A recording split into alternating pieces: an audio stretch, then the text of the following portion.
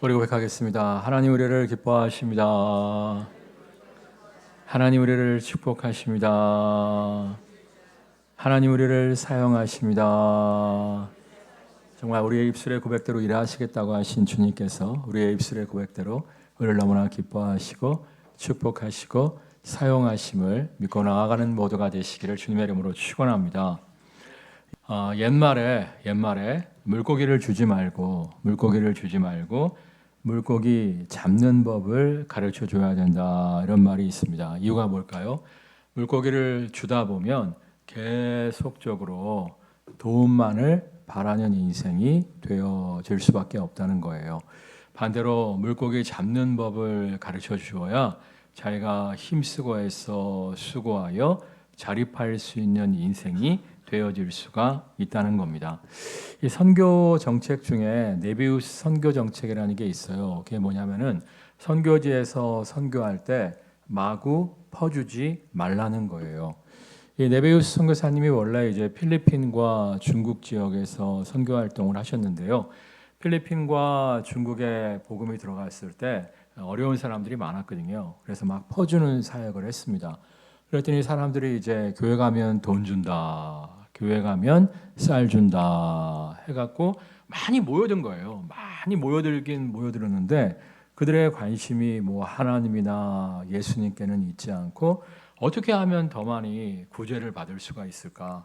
어떻게 하면 선교사들을 잘 꼬셔서 더 많이 뜯어갈 수 있을까? 이 경제적 관심만을 갖고 교회에 오는 사람들이 많았다는 거예요. 그래갖고 이제 이거 아니다 생각하고 경제적 지원을 줄였더니 우리 선교사님 변했단 말이야. 그러면서 많은 사람들이 교회를 떠나갔다는 거예요. 그래도 이제 경제적 유익 때문에 교회를 왔습니다만 예수님을 만난 사람들이 그래도 있지 않겠습니까? 그래서 그래도 경제적 유익 때문에 교회에 왔지만 예수 믿는 사람들이 조금씩 늘어가기는 늘어갔는데 이게 문제가 뭐냐면 성도가 10명이 되고 30명이 되고 50명이 되고 100명이 돼도 사람들이 이제 헌금할 줄 모르는 거예요. 사람들이 이제 헌신할 줄 모르는 거예요. 그러니까 성도가 50명, 100명이 돼도 전기세, 수도세도 감당을 못하는 거예요. 그래갖고 이래서는 안 된다. 그래갖고 그분이 당시 이제 선교가 막 시작된 조선 땅에 오셔서 젊은 선교사들을 모아놓고 막 퍼주는 선교를 하면 안 되고 조선인들 스스로가 헌금하고 헌신해서 교회가 자립될 수 있도록 가르쳐야 된다, 이렇게 말씀해 주셨어요. 그래서 우리 조선 땅에 오신 많은 선교사님들이 막 퍼주는 사역을 하지 아니하고 처음부터 성도들에게 헌금을 가르쳤습니다. 전에 우리 교회 집사님 중에 한 분이 서서평 선교사의 일대기를 가지고 만든 영화의 티켓을 많이 구해 오셔서 원하시는 분들이 극장에 가서 같이 본 적이 있었어요. 서서평 선교사님이 이제 서양 여자분인데 한복을 입고 다니면서 복음을 전하셨던 분이죠. 그분도 보면 정말 일제시대 때 우리나라 사람들이 어려웠잖아요. 하루 벌어서 한 끼 먹고 살기도 힘든 때였음에도 불구하고 정말 예수 믿는 조선인들한테 11조원금을 가르치고 주일원금을 가르치는 장면을 보신 분들이 있을 거예요. 정말 당시에 조선 땅에 왔던 선교사들은 정말 우리가 하루 벌어서 한 끼 먹기도 힘든 민족이었음에도 불구하고 처음부터 주일원금을 가르치고 처음부터 11조 생활을 가르쳤습니다. 그랬더니 10명, 20명만 모이면 교회가 자립이 되는 거예요. 50명, 100명 모이면 예배당을 짓고요, 학교를 세우고요, 만주에 선교사까지 파송하는 한국교회로 성장할 수가 있었습니다. 그래서 한국교회가 처음부터 선교사님들의 도움을 바라지 않고 헌금하고 헌신해서 자립해서 선교까지 하니까 하나님이 어떻게 하셨습니까? 더욱더 축복의 통로가 되라고 우리 한국교회를 축복하심으로 말미암아 대한민국을 축복하심으로 말미암아 지금은 정말 서교 세계 선교의 대국으로서 세계 선교 제2위 국가로서의 사명을 감당하고 있잖아요. 1위가 어디예요? 미국이에요. 미국이 얼마나 큰 나라입니까? 미국에 있는 그 계곡 있죠? 그랜드 캐년 계곡. 그 계곡보다 우리나라가 작아요. 그러니까 미국보다 우리가 많이 할 수 없는데 거의 미국의 70% 미국이 돕는 액수의 70%가량을 우리나라가 선교하고 있어요. 그 조그만 나라가. 이거 엄청난 거예요. 당시 과거에는요. 세계 구호단체 장들이 대부분 서양 사람이었습니다. 근데 요즘은 우리나라 사람들이 많아요. 왜냐하면 우리나라가 후원하지 않으면 구호단체들이 마비가 되니까 우리나라 사람들이 전 세계적인 구호단체 장으로 임명받고 있는 것을 볼 수가 있어요. 유엔 사무총장 중에서 우리나라 사람이 있었죠. 누구죠? 그분도 괜히 된 게 아니에요. 우리나라가 정말 전 세계 구호를 엄청나게 많이 감당하고 있으니까 반기문 씨도 총장이 될 수 있었지. 정말 하나님께서 자립하여 돕는 우리 민족을 축복하여 주신 거예요. 이 아동부에서 하는 달란트 장날도 사실은 이제 마찬가지입니다. 아이들한테 그냥 이렇게 막 선물을 막 주잖아요. 뭐 10만 원짜리 선물이라도 그냥 이렇게 막 주잖아요. 그러면요, 애들이 뭐 별로 고마워하지 않아요. 근데 이제 달란트가 뭡니까? 이 딱지같이 생긴 건데 달란트를 이제 애들이 잘했을 때마다 주잖아요. 여러분 선생님들이 달란트를 열심히 주려고 할까요? 가능하면 안 주려고 할까요? 열심히 주려고 해요. 교회만 나와도 주고 아멘 잘해도 주고 찬양 잘해도 주고 숙제만 잘해도 주고 하여튼 막 주려고 막 노력을 합니다. 어느 정도 달란트가 모이게 되면 뭐래요? 달란트 장날을 하잖아요. 달란트 장날을 하게 되면 달란트를 많이 모은 아이는 천국은 침노하는 자의 것이라고 힘쓰고 애써서 달란트를 많이 모은 아이는 자기가 원하는 선물을 획득할 수가 있는 것이고 모으지 않은 아이는 자기가 원하는 선물을 획득할 수가 없는 거죠. 이걸 통해서 아이들이 두 가지를 배웁니다. 첫 번째는 무엇이냐면 수고에 대한 열매를 배워요. 아, 열심히 달란트를 모으면 내가 원하는 것을 획득할 수 있구나. 수고에 대한 열매를 배우고요. 또 하나 뭘 배우냐면 시장 경제를 배웁니다. 뭘 배운다고요? 시장 경제. 여러분 유대인들 중에서 돈 많은 사람이 많다는 거 아시죠? 이유가 뭐냐면 사실 성경을 가만히 살펴보시면 돈 얘기를 많이 해요. 성경은요, 돈을 터부시하거나 돈을 멸시하거나 돈을 무시하지 않습니다. 오히려 우리가 하나님의 선한 청지기로서 하나님의 지혜와 능력 가운데 돈을 잘 벌어갖고 돈을 멋지게 쓰는 축복의 통로가 되기를 원하십니다. 이 사실을 믿으십니까? 정말이에요. 구약 성경만 그런 게 아니라 신약 성경도 마찬가지예요. 신약 성경에도 보면 예수님이나 사도 바울이나 돈 얘기를 많이 하시면서 우리가 정말 물질의 노예가 아니라 정말 하나님의 나라를 위해서 물질을 멋지게 쓰는 하나님의 선한 청지기가 되어야 함을 말씀하고 있는 거예요. 그러려면 우리가 어떻게 해야 돼요? 돈 버셔야 돼요. 예. 얼마 전에 어떤 동기가 그런 얘기를 하더라고요. 자기 교회가 굉장히 작아서 돕고 싶어도 못 돕는다는 거예요. 남을 도우려면 뭐가 필요합니까? 첫 번째는 마음이 필요하죠. 두 번째는 뭐가 필요합니까? 돈이 필요한 거예요. 돈이 있어야 돕고 싶어도 도울 수가 있는 것이지 돈이 없으면 돕고 싶어도 도울 수가 없는 거예요. 그래서 우리가 청빈한 삶을 추구해서는 안 되고 어떠한 삶을 추구해야 돼요?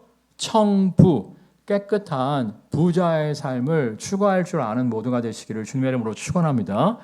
그래서 유대인들은 보면요, 어렸을 때부터 이제 구약 성경에 보면 11조 헌금을 가르치라고 나와 있잖아요. 애들한테 이제 11조 헌금을 가르치는 거예요. 그러니까 여러분 유대인 중에 제일 부자, 지금도 그 가문이 제일 부자인데 누구죠? 록펠러 가문. 록펠러 아시죠? 록펠러가 7살 때 집이 너무 어려워갖고 옆집 감자 농장에서 일을 했다고 하더라고요. 감자 농장에서 일당 받아갖고 오면 엄마가 양말처럼 생긴 주머니 2개를 딱 내놓는 거예요. 하나는 뭐예요? 11조 주머니. 또 하나는 뭐예요? 저축 주머니. 그러니까 자기가 이제 돈을 벌어오면 10분의 1을 11조 주머니에 넣고 또 조금은 이제 저축 주머니에 넣고 나머지 돈을 쓰게 했다는 거예요. 여러분 이제 애들한테 11조 뛰게 하는 게 굉장히 큰 교육이 됩니다. 왜냐하면 저도 부모님이 1,000원짜리 딱 주시면서 100원 11조로 떼라 그러시는데 여러분 당시 애한테요 100원이 큰 돈이었어요. 왜냐하면 오락실 가면 100원이면 갤라고 2판을 할 수가 있는 거예요. 갤라고 2판을 포기해야 돼요. 그러니까 피 같은 돈이 확 날아가는 거예요. 그러니까 900원으로 어떻게 살아야 되는 거예요. 그러니까 그때부터 이제 머리가 돌아가기 시작하면서 경제관념이 생기는 거예요. 그러니까 얼마 전에 이제 우리나라에서 유명한 그 여자 의사 교육학자 있지 않습니까? 그 오은영 씨 말고 또 있어요. 오은영 씨 말고 또 있는데 그분이 이제 무슨 얘기를 하냐면은 우리 한국 부모들이 애들한테 경제관념을 못 가르치고 있다는 거야. 그러니까 이유가 뭐냐면 애들이 돈 필요할 때마다 준다는 거야. 돈 필요할 때마다 주면 애들이 경제관념이 안 생긴다는 거예요. 그리고 윗 빠진 독에 물 붓기라는 거예요. 그렇게 하지 말고 어린아이들은 주급을 주라는 거예요. 주급. 그러니까 주일날 이제 저녁 때 돈을 주는 거예요. 그리고 이제 월요일날 다 썼어. 그럼 또 줘야 돼요, 말아야 돼요? 여러분은 또 주시잖아. 이렇게 하면 안 되고 월요일날 돈을 다 썼다. 그러면 쫄쫄 굶고 다니더라도 돈을 주면 안 된다는 거예요. 그럼 아이가 경제관념이 생기기 시작한다는 거예요. 아, 엄마가 주일 저녁에 돈을 이렇게 줬는데 내가 허투루 다 썼더니 알거지가 됐구나. 그때부터 경제관념이 생기니까 다음에 용돈을 주면 어떻게 해요? 지혜롭게 돈을 관리할 줄 알게 된다는 거예요. 그러니까 이거 예수 안 믿는 사람이 한 얘기예요. 그분 예수 안 믿으니까 뭐 11조 같은 얘기는 안 하고 그냥 아이들한테 주급을 줘라. 달라는 대로 막 주게 되면 애들이 돈 무서운 줄 모른다. 이런 얘기를 하면서 달라는 대로 주지 말고 정해놓고 줘라. 뭐 이런 얘기를 하는데, 그러니까 여러분들, 여러분의 자녀들이 가난하게 살길 원하세요? 여러분의 자녀들이 부유한 삶을 살길 원하세요? 그러면 어렸을 때부터 여러분들이 여러분의 자녀들한테 달라는 대로 돈을 주지 마시고요. 시장 경제 원리를 가르쳐야 돼요. 그중에 유대인들은 어떻게 한다고요? 11조와 저축을 어렸을 때부터 가르친다는 거예요.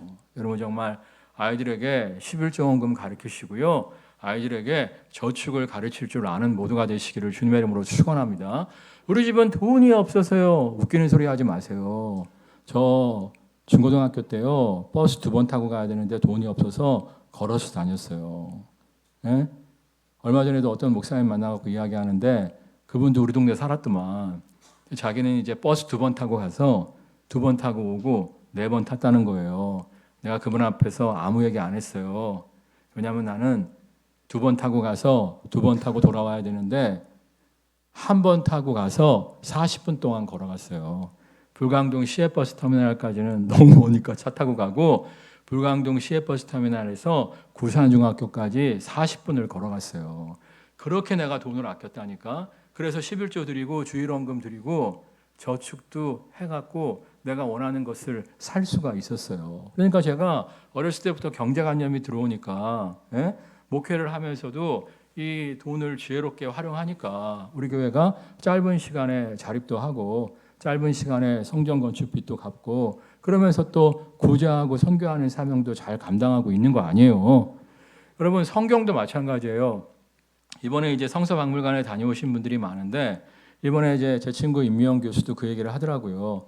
원래 이제 조선의 복음이 전파되기 전에 중국 선교사였던 존 로스가 한글로 성경을 이제 번역하게 됩니다. 이거를 조선에 보급하기 위해서 보따리 장사들이 있잖아요. 이북에서 넘어와 갖고 중국에서 물건 사 갖고 조선 땅에서 파는 보따리 장사들한테 성경책을 무상으로 보급해 주면서 가서 좀 나눠주라고 시켰다는 거예요. 그러니까 그분들이 열심히 나눠줬더니 받은 사람들이 뭐 하냐면 그 당시에 이제 종이가 귀했잖아요. 성경 종이가 괜찮잖아요. 그러니까 벽지로 쓰고 담배 말아 피고 화장실 휴지로 사용을 하더라는 거예요. 안 되겠다고 생각하고 돈 받고 팔라고 그분들한테 이제 돈 받고 넘기고 돈 받고 팔아오면 또 성경을 주겠다고 얘기를 했다는 거예요. 그래서 성경을 팔러 다니는 사람들을 이제 뭐라고 부르냐면 권서인, 책을 권하는 사람들이라고 권서인인데 그분들이 이제 서양 문물을 배우고 싶으면 이 책을 읽어봐야 됩니다. 서양 종교를 배우고 싶으면 이 책을 읽어봐야 됩니다. 그러니까 와 서양이 우리나라보다 잘 사는데 어떻게 잘 살게 되었나? 그들이 믿는 신이 과연 어떤 신이길래 저렇게 잘 살게 되었나 하면서 성경을 돈 주고 사보기 시작했다는 거예요. 돈 주고 산 성경은요 절대 담배 말아 안 피웁니다. 벽지로 안 씁니다. 왜냐하면 꽤 비싸게 팔았거든요. 그러니까 그분들이 먼저 성경을 읽으면서 많은 분들이 예수님을 영접함으로 말미암아 우리나라는 기독교가 들어오기 전부터 성경을 통해서 복음이 전파된 나라라고 하잖아요. 사실 제가 부목 때 다른 교회에서 오신 분들 말고 처음 예수 믿은 분들한테 새가족 양육 끝나고 선물로 성경을 주면 제대로 안 갖고 다니시더라고요. 과거에는 PPT도 없었잖아요. 이렇게 막 요즘엔 성경 안 갖고 와도 다 보여주는데 당시에는 성경을 찾지 않으면 안 됐어요. 근데 막 성경을 안 갖고 다니더라고. 안 갖고 다니고 그냥 어느 날 보면은 이름까지 써서 줬는데 교회에서 청소하다 보면 굴러다니는 경우도 있고 또 갖고 오시는 분도 교회에서 준 게 아니라 딴 걸 갖고 다니시더라고. 그래서 교회에서 준 건 뭐 하시고 딴 걸 갖고 다니십니까? 그랬더니 사람마다 큰 성경책이 좋은 사람이 있고 작은 성경책이 좋은 사람이 있잖아요. 겉표지가 빨간 게 좋은 사람이 있고 파란 게 좋은 사람이 있잖아요. 그래서 열심 없는 사람들은 성경 버리고 다니는 거고 열심히 있는 사람들은 자기 그 취향에 맞는 성경을 새로 사갖고 갖고 다니시더라고요. 그래서 우리 교회는 개척 초반부터 성경을 무료로 안 드렸습니다. 우리는 새가족 양육을 하면서 성경 강조하는 부분 있잖아요. 그 부분에서 성경을 사셔야 됩니다. 제가 사다가 주지도 않았어요. 기독교 백화점을 가르쳐 드렸어요. 이유가 뭘까요? 기독교 백화점이 있다는 걸 가서 좀 봐라. 가서 보게 되면 카세트 테이프, 찬송가도 팔고 좋은 책 많이 파는구나 알게 되잖아요. 기독교 서점도 좀 홍보하고 스스로 구매에 맞는 성경을 찾아서 읽어라. 찾아서 사라. 이렇게 한 거거든요. 그랬더니 오히려 더 성경을 소중히 하시는 것을 볼 수가 있었습니다. 그러니까 여러분들 공짜 좋아하지 마시고요. 애들한테도 공짜를 가르치지 마세요. 사실 제가 달란트 시장 때문에 핍박을 받은 적이 있었습니다. 왜 그러냐면은 제가 이제 유념우 전도사하면서 달란트 시장을 했는데 제 동기 중에 하나가 그때 칼 막스 이론에 빠져 있었어요. 공산주의 이론에 빠져 있었어요. 그래갖고 야! 교회가 무슨 자본주의를 가르치냐? 그러면 나를 막 자본주의자라고 막 욕을 하는 거예요. 그래서 내가 야 달란트 성경에 나와 있어. 야 성경에 달란트 똑같이 나눠주냐? 아니면 다르게 나눠주냐? 여러분 똑같이 나눠줘요? 다르게 나눠줘요? 열심히 있는 애는 5달란트 주고 좀 덜한 애는 3달란트 주고 영 아닌 것 같은 애는 1달란트 주잖아요. 근데 1달란트 받은 애가 어떻게 했어요? 역시나 땅에 파묻어 놨다가 아무 짓거리도 안 하고 갖고 오니까 예수님이 칭찬하셨죠? 아니죠. 싸대기를 갈기시면서 밖으로 쫓아내시잖아요. 그리고 그 1달란트를 빼앗아서 5달란트 받았는데 5달란트 남긴 사람한테 주시잖아요. 그리고 성경에 보면 수고한 자가 먼저 곡식을 받는 것이 마땅하니라 써 있어요. 수고한 애들이 달란트를 더 받는 거지. 교회 빠진 놈이나 숙제 안 해온 놈이나 똑같이 달란트를 받는 게 말이 되냐? 나 열심히 싸웠네, 열심히 세웠네. 그 친구 지금 목회 안 해요. 여러분 공짜 좋아하지 마세요. 수고 없이 열매를 기대하지 마세요. 성경은 따라하겠습니다. 천국은 침노하는 자의 것이니라. 침노가 뭐예요? 성벽을 타고 넘어가고 그 성을 빼앗는 거예요. 목숨 걸고 싸울 때 천국도 소유할 수 있는 거 아니에요. 물론 예수 그리스도의 복음은 은혜죠. 우리가 예수님을 영접할 때 정말 십자가 보혈의 피의 은혜 가운데 우리가 하나님 백성, 하나님의 자녀 되잖아요. 그런데 예수 그리스도의 보혈의 피의 은혜도 사실은 공짜가 아니에요. 왜 공짜가 아니냐면 예수님이 십자가 위에서 피값을 지불해 주신 거 아니에요. 예수님이 피값을 지불해 주셨기 때문에 그 피공로로 우리가 하나님의 은혜를 누리고 있는 것이지 공짜는 없습니다. 공짜는 없습니다. 오늘 말씀도 마찬가지예요. 우리 15절 말씀 읽어볼까요?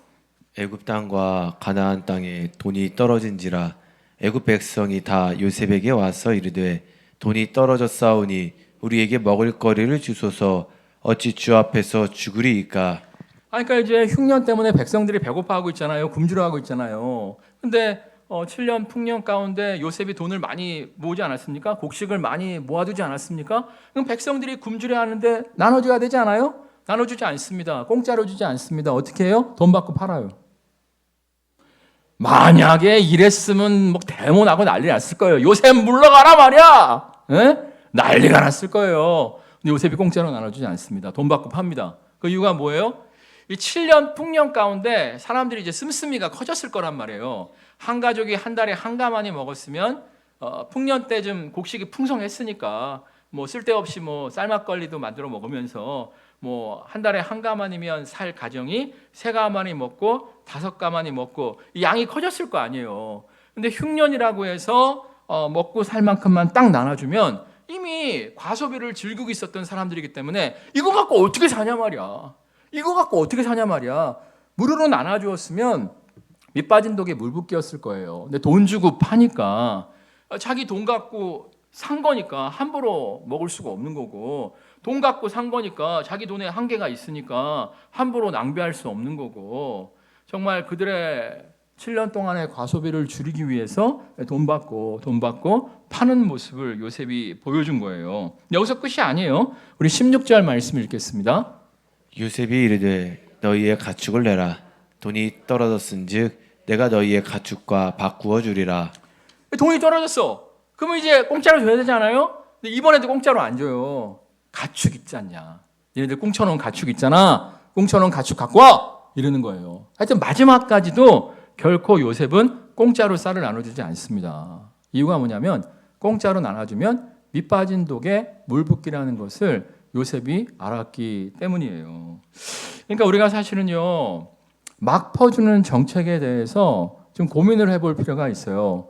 올해 이제 제 동기 중에 4명이 2명은 서유럽으로, 1명은 이제 동유럽으로, 1명은 이제 서유럽, 동유럽 다 안식어를 다녀왔는데 이 유럽을 이렇게 관광을 하면서 뭘 느꼈냐면 막 퍼주는 유럽의 복지 정책 때문에 지금 유럽의 국가들이 몸살을 앓고 있다는 거예요. 몸살.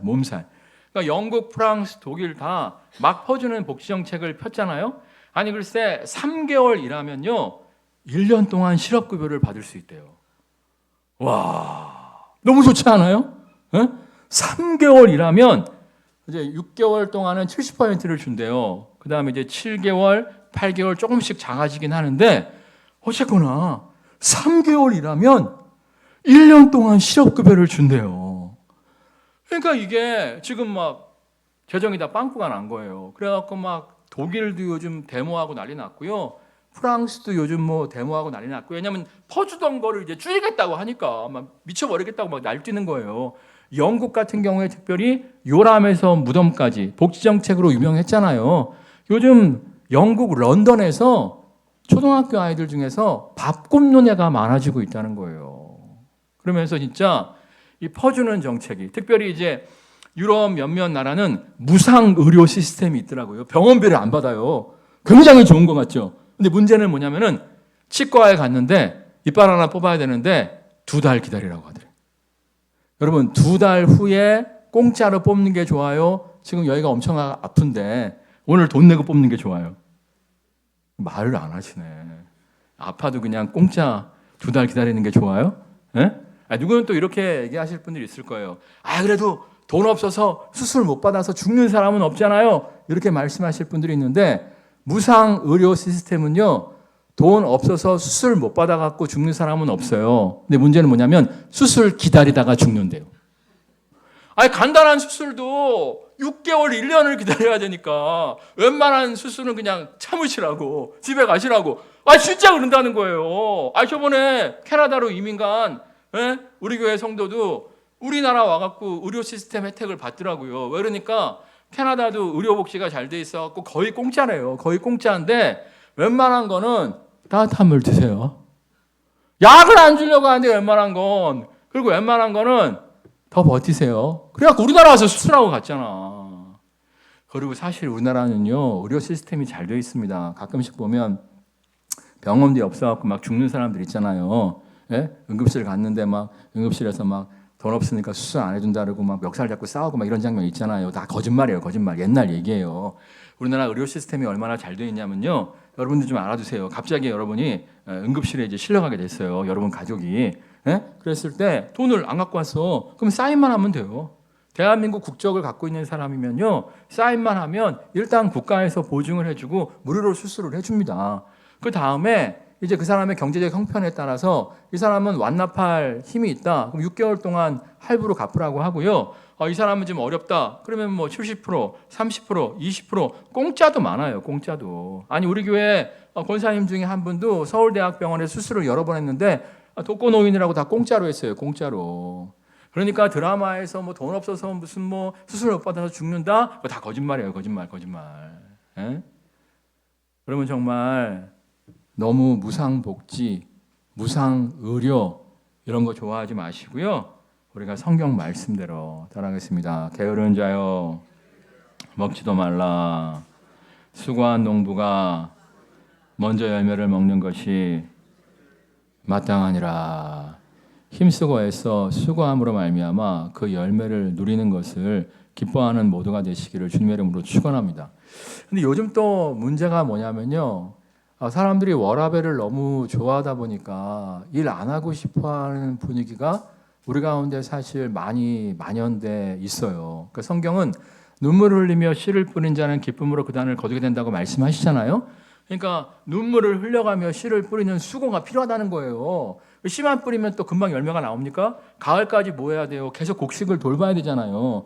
이런 수고의 열매를 먹으라고 말씀하고 있습니다. 시편 128편이 축복장인데 거기서 어떤 축복을 하시냐면 네가 수고한 대로 그 열매를 먹을 것이다 이렇게 말씀하세요. 그러니까 성경은 네가 아무 짓거리 안 해도 그냥 막 열매가 떨어질 거야. 그 축복 받아라 이렇게 말씀하시는 게 아니라 네가 수고한 대로 열매를 먹을 것이다. 그게 축복장이에요. 그러니까 하나님은 우리가 무의도식하고 놀고 먹는 인생을 살기를 원하시지 않고요. 힘쓰고 애써서 일해서 그 열매를 거두는 그 보람과 기쁨과 의미를 누리시기를 기뻐하는 거예요. 또 이렇게 얘기하면 목사님 아담과 하와는 에덴 동산에서 놀고 먹고 했는데요. 성경 좀 똑바로 보세요. 하나님께서 에덴 동산의 관리인으로 임명하신 거예요. 그래서 아담과 하와가 그 동물들을 관리하고 과실들을 관리하느라고 바빴지 놀고 먹고 한 게 전혀 아니란 말이에요. 근데 요즘에 안타까운 게 뭐냐면 초등학교 아이들한테 네 꿈이 뭐냐 그러면 주식이요. 펀드요. 이렇게 얘기를 한대. 내가 친하게 지내는 목사님이 아동부회한테 물어봤더니 주식이요. 펀드요. 그러더라는 거야. 다 누구 얘기 들은 거예요? 엄마 아빠 얘기 들은 거지. 그래갖고 목사님이 그랬대. 하도 안타까워갖고 야 종잣돈이 있어야 주식을 하든지 펀드를 하지. 그랬더니 종잣돈이 뭐예요? 여러분 종잣돈이 일단 있어야 주식을 하든지 펀드를 하든지 할 거 아니겠습니까? 안 그래요? 아니 그리고요 제가 사실 이제 그 베스트셀러는 다 읽잖아요. 그래갖고 이제 뭐 있어요 어떤 사람 또 그 사람이 고발하면 안 되니까 투자 전문가로서 거의 1년 동안 베스트셀러 랭킹 1위부터 5위 왔다 갔다 했던 작가가 있어요. 아 요즘엔 사실 베스트셀러가 대부분 투자에 대한 거더라고요. 그래서 하여튼 그 교보문고도 그렇고 예스24에서 1위 처음 나왔을 때는 1위 했다가 요즘엔 한 6위 정도 하고 있는데 왔다 갔다 하는 투자 전문가가 있어요. 그분이 투자에 대해서 3권을 썼는데 하여튼 뭐 잘 쓰긴 잘 썼어요. 근데 그분이 이번에 유튜브에 나와서 하는 얘기를 들었는데 그분이 그 책을 통해서 많은 투자를 하겠다는 사람들을 모아갖고 같이 투자를 했는데 망했대. 왜 망했냐면 우크라이나 전쟁이 1년 안에 끝날 줄 알았다는 거야. 그래서 그때 우크라이나 전쟁이 시작된 지 6개월 됐을 때 여기에다가 투자하면 대박 날 거라 그랬는데 전쟁이 안 끝나잖아. 그래서 본인 자신도 수십억을 날렸고 그분 클럽에 가입해갖고 투자하신 분들도 엄청나게 날렸다는 거예요. 그래서 그분이 이제 사과방송을 하는 거예요. 사과방송. 근데 여러분 저도 신이 아닙니다. 우크라이나 전쟁이 이렇게 길어질 줄 어떻게 알았습니까? 이런 얘기를 하더라고. 그래서 내가 나중에 또 찾아봤는데 얼마 전에 우리나라에서 은행장들이 모였어요. 그러니까 지점장이 모인 게 아니라 우리은행 은행장, 국민은행 은행장, 기업은행 은행장 이렇게 장급들이 모였어. 그래갖고 회의한 그 보고서가 있는데 또 목사 3개가 또 한 달에 2건 하면 다 이렇게 나와요. 그분들도 교회 다니는 사람들 많잖아. 들은 얘기인데 개인 투자가들 중에서 우리나라 개인 투자가들 중에서 98%가 평생 투자한 금액의 5천만 원 정도를 잃어버린다는 거예요. 그러니까 오늘 1,000만 원 벌었어. 신났어. 다음에 투자했어. 6천만 원 잃어버려. 뭐 이런 식으로 해갖고 개인 투자가들 중에서 98%가 5천만 원 이상씩 다 까먹었다는 거야. 다 까먹었다는 거야. 그러니까 성공한 사람들은 2%밖에 안 된대. 2%. 근데 그 개인 투자가들은 직장 안 다니고 회사 안 다니고 그것만 하는 사람들. 그러면 그것만 하는 사람들은 다 벌었냐? 그러면 그 저자가 왜 돈을 잊어먹었어요? 그 사람도 그것만 하는 사람인데. 그러니까 여러분들 성경에 보면 속히 부하고자 하면 어떻게 된다고요? 대답이 없네. 기분이 나쁘시구만. 속히 부하고자 하면 어떻게 된다고요? 망한다. 우리 에베소서 말씀 좀 보겠습니다. 도둑질하는 자는 다시 도둑질하지 말고 돌이켜 가난한 자에게 구제할 수 있도록 자기 손으로 수고하여 선한 일을 하라. 맨날 보면 없다 하면서 남의 도움만 즐겨하는 사람들이 있어요. 성경은요 도둑놈이라고 할지라도 더 이상 도둑질하지 말고 뭐예요? 자기 손으로 수고해서 선한 일을 좀 해라. 어려운 사람 좀 도와라. 축복의 통로가 되라. 이 말씀하고 있어요. 그러니까 우리가 기본적으로 공짜 좋아하지 마시기를 주님의 이름으로 축원합니다. 성실하게 일하시면서 건강관리 잘 하셔갖고 정말 80까지 일해서 잘 버시기를 주님의 이름으로 축원합니다. 기분 나빠하시는 분들이 있는데 얼마 전에 제러미 다이아몬드인가 그 총균세 쓴 작가가 있잖아요. 그 양반이 그런 얘기 하더라고. 한국은 축복된 나라라는 거야. 왠지 아세요? 인구 절벽 때문에 한국은 축복이라는 거야. 인구 절벽 때문에 정년이 늘어나고 있다는 거예요, 우리나라가.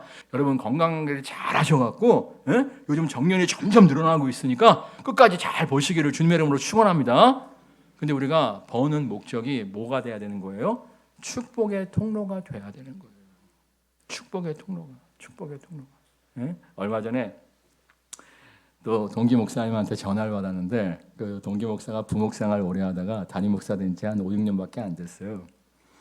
그래갖고 목회를 잘 몰라. 그 친구가 나한테 이런 얘기를 하더라고요. 자기가 시험 받았대. 왜 시험을 받았냐 그랬더니 교회가 이제 성도가 많지는 않아요. 한 4, 50명 정도 모이는 교회인데 아동부의 에어컨이 7, 80년 된 교회인데 성도가 한 4, 50명 모여요.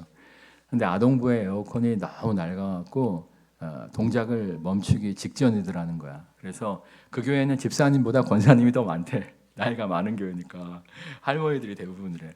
우리 권사님들 십시일반 해갖고 에어컨 좀 바꿉시다 그랬대. 그랬더니 목사님 먹고 죽을 돈도 없어요 그러더라는 거야. 그래서 에어컨을 못 바꿨대. 근데 이제 누가 그런 얘기를 하더라는 거야. 어디에서 무료로 관광버스 이렇게 사람들 태워갖고 무료 관광시켜주고 점심까지 잘 대접한다고 우리 권사회에서 같이 소풍을 갔으면 좋겠다고 하더래. 그래서 무료라고 하니까 가시라 그랬대. 우리 교회도 그런 거 많이 날라왔어요. 절대 가시면 안 됩니다.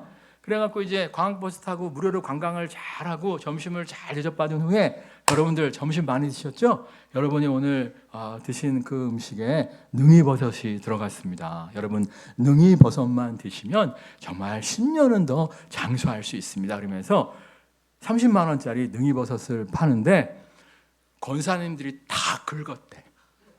다 긁고 2개, 3개 산 사람들도 있대. 그래갖고 목사님이 또 인솔자로 같이 갔었거든. 시험을 엄청 들었다는 거야. 그날 긁은 돈이면 에어컨 3대 나온대. 3대. 뭐 돈 없어서 먹고 죽어도 돈 없다고. 먹고 죽어도 돈 없다는 게 말이 맞나? 하여튼 뭐 그렇게 얘기했는데 마음이 없는 거지. 에? 꽁쳐놓은 돈은 다 있더라는 거야. 에? 내가 목회 초년병일 때는요 많이 속았어요. 부교육자 때 집이 50몇 평이야. 근데 막 목사님 돈이 너무 없어요. 너무 힘들어요. 그래 내가 혼자 막 소설을 썼어. 남편이 돌아가신 지 좀 한 10년 됐거든. 과부인데 남편이 죽기 전에 산 집일 거야. 응? 지금 하우스 푸어 집만 크지. 난 그때 그 5, 60평짜리가 관리비가 그렇게 많이 나가는지 몰랐어. 그러니까 내가 관리비 생각은 또 못하고 집만 크지. 진짜 돈이 없나 보다. 이렇게 생각을 했어요. 근데 이제 주일날 결석을 하셨어. 전화를 했는데 안 받아. 다음 주에 또 안 왔네. 2주 안 받아. 내 마음속에 돈이 너무 없다 그랬는데 혹시 물어봤더니 유럽 여행 갔대. 이게 20년 전 얘기야. 20년 전에 15일 동안 유럽 여행 갔으면 근데 그 양반 나만 만나면 목사님 돈 없어서 죽겠어요. 나 그때 딱 내가 알았지. 꽁쳐놓은 거 다 있으면서 사람들이 아신소리 하는구나. 여러분 그렇게 인생 살지 마시고요. 축복의 통로가 되기를 사모하세요. 그럴 때 하나님이 더욱더 축복의 통로가 될 수 있도록 우리를 축복하여 주실 줄 믿습니다. 찬양하겠습니다.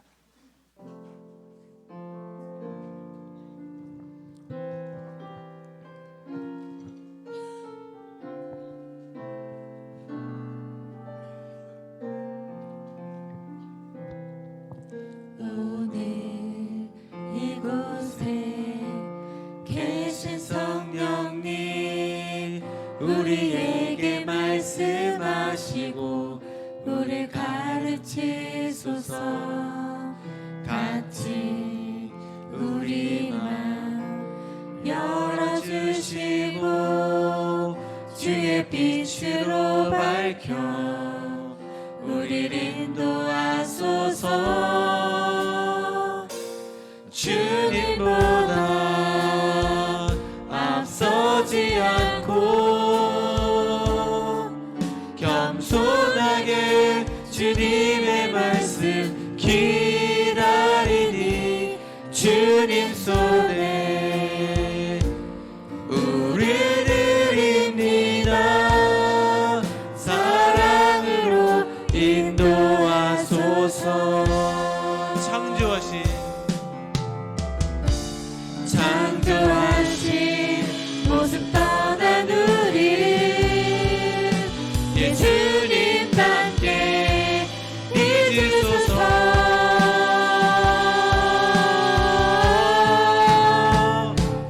주님보다 앞서지 않고 겸손하게 주님의 말씀 기다리니 주님 손에 우리 드립니다. 사랑으로 인도하소서. 주님보다 앞서지 않고 주님보다 앞서지 않고 겸손하게 주님의 말씀 기다리니 주님 손에 우리 드립니다. 사랑으로 인도하소서. 사랑으로 인도하소서. 요셉은 백성들이 쌀 없다고 배고프다고 아우성을 쳐도 함부로 돕지 않습니다. 꼽을 쳐 두었던 돈 다 나올 때까지 기다립니다. 하나님은 우리가 공짜 좋아하는 인생이 되길 원하시지 않습니다. 수고해서 땀 흘려 일해서 그 수고의 열매를 먹는 인생이 되길 원하십니다. 거기서 또 끝이 아닙니다. 도둑질했던 자들도 수고해서 열심히 일해서 남을 돕는 자가 되기를 원하신다고 말씀하십니다.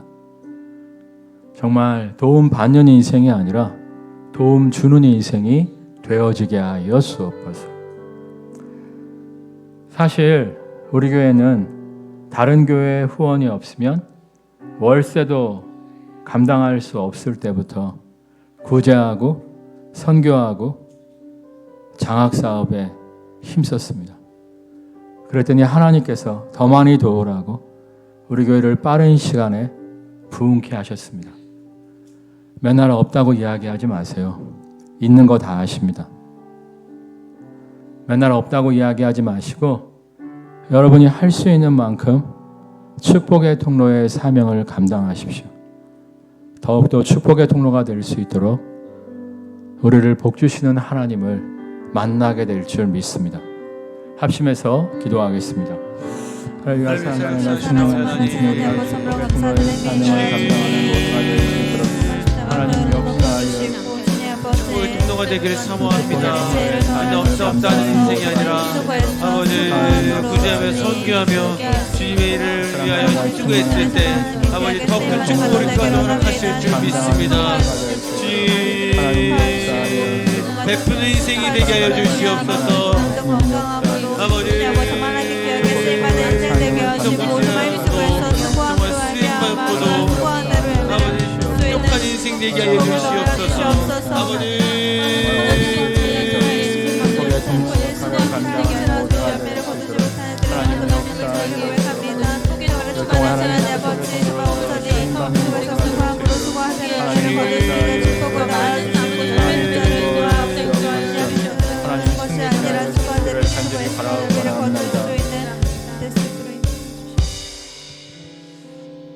우리가 공짜 좋아하는 인생이 아니라 일하지 않고 놀고 먹는 인생을 추구하는 것이 아니라 정말 힘쓰고 애써 수고하여 그 열매를 먹는 것을 기뻐하고 즐거워하는 인생 되어지게 하여 주옵소서. 나 혼자 그 축복을 누리는 것으로 만족하는 것이 아니라 우리가 정말 축복의 통로의 사명을 감당하게 하여 주옵소서. 이를 통하여 정말 우리나라가 정말 힘들고 어려웠지만 정말 그 어려움 속에서 구제하고 선교할 때 세계 선교의 대국으로 구제의 대국으로 우리를 축복하신 것처럼 우리 가정을 복주시고 우리 가정을 사용하시는 하나님을 만나게 하여 주옵소서. 진실로 축복의 통로가 되기를 사모하는 모두에게 정말 축복의 통로가 되어지는 은혜 허락하여 주실 줄 믿습니다. 예수님의 이름으로 기도드립니다. 아멘. 우리 고백하겠습니다. 축복의 통로가 됩시다. 축복의 통로가 됩시다. 맨날 없다 하는 인생이 아니라 축복의 통로의 사명을 감당함으로 말미암아 더욱더 베풀 수 있는 인생 되시기를 주님의 이름으로 축원합니다. 아멘.